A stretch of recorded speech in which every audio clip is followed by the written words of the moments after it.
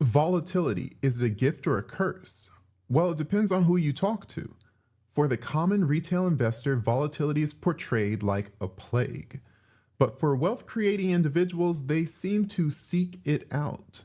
What's the basis of this deep intrinsic fear of volatility that overwhelms many people's logic for assessing Bitcoin's benefits?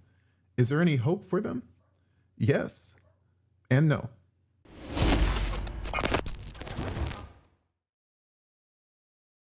It's Sir Ulric, and my signal meter is yellow again, even after Bitcoin pushing past its all-time high. Why? Because when I speak to my white-collar professional colleagues, I continually run into the Bitcoin is too volatile rationale. The classic, it goes up and then it goes down again analysis that screams, I have no idea what I'm looking at and I'm too lazy to try. Consequently, they stay away from learning about it beyond the occasional price action news from the mainstream. These people are engineers, problem solvers, critical thinkers. But then this is when I realize that they simply are not. Hard times elicit hard truths. Why do our closed-minded collective selves think volatility is bad? For one, it can be attributed to the desire for the facade of control. We love when we can point to one dude who runs something. The dollar, it's managed by the Federal Reserve. Even a no-coiner normie can quickly come to recognize there's no safety in them. Everything you need to buy to sustain yourself is ballooning in cost with no chance of returning to what you thought was normal. But your parents can tell you how different things really were back in their day. How is this version of control a benefit for anyone? Secondly, there's the narrative of the conservative investment strategy. The classic Dave Ramsey special of 3% annual expected growth on a portfolio of government bonds and Coca-Cola. Sounds safe, right? Never have to pay attention to your money. It just grows. And they call Bitcoin magic internet money. But he won't acknowledge that monetary debasement is a substantial force in an investment strategy. He won't tell you to pay attention to global trends like wars and trade. He won't advise you to understand international demographics like the aging populations of the US and Japan, or the young populations on the African continent. And you surely won't be told Bitcoin's track record is one to be considered. So who gets to invest in ascending markets, emerging technology, and the Bitcoin financial revolution? Well, that would be the class of people managing your government bonds and Coke portfolio.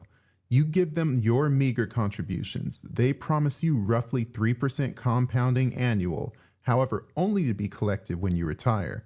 Meanwhile, they utilize all their knowledge and your collective money to pursue Microsoft in the 90s, Amazon and Netflix in the 2000s, Tesla and Facebook in the 2010s, and now Bitcoin in the 2020s. Their returns are astronomical. Yours are 3% compounding. Now you may say this has nothing to do with volatility. This is just about taking ownership of your savings and investments.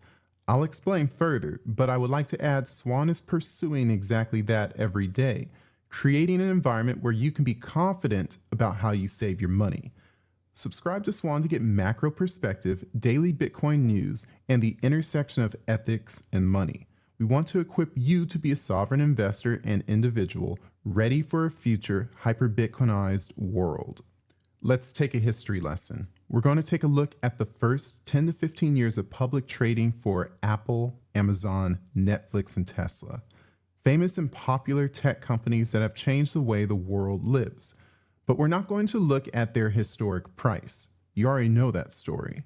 I'm going to show you their coefficient of variance, or CV.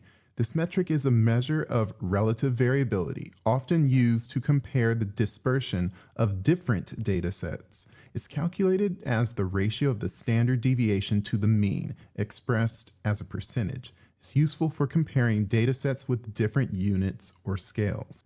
You may be used to using standard deviation or sigma to determine volatility, but that's for comparing a data set of a single scale or unit of measurement.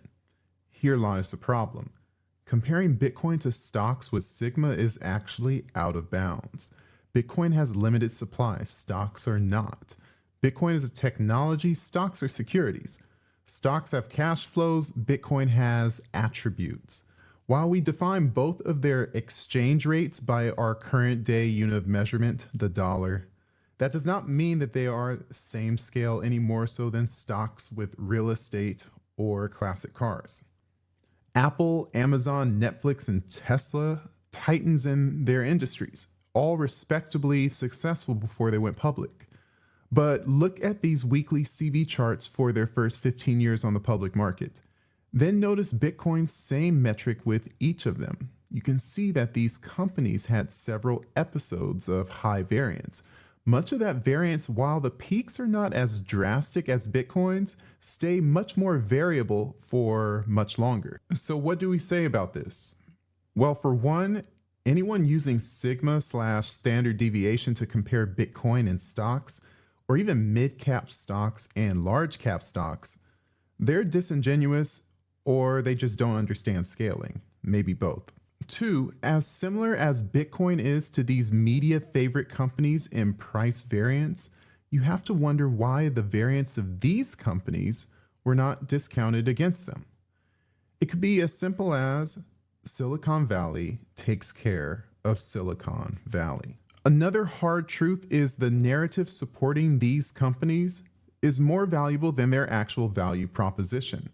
Bitcoin not originating from Silicon Valley or Wall Street does not get the fraternal narrative protection by the compromised mainstream media.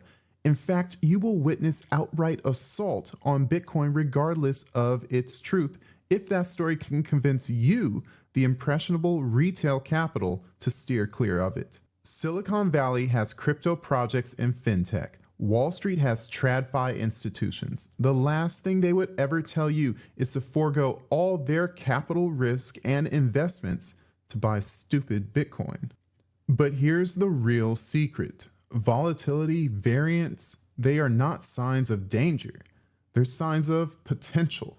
A rocket can only break into orbit if it has the volatile energy output to do so.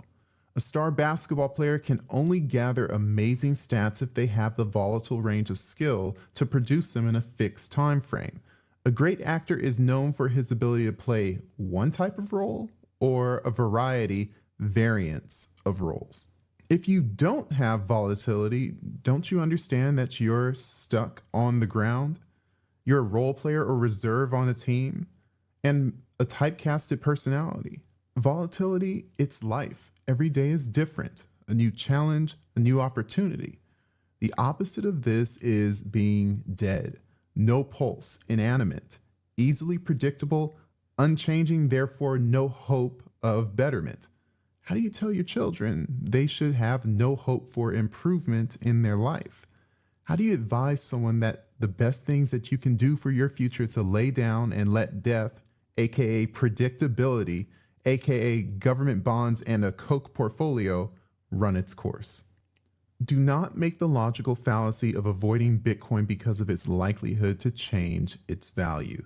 Just as the Earth spins on its axis undetected by our senses, economic forces are shifting in ways we cannot individually comprehend in a moment of time.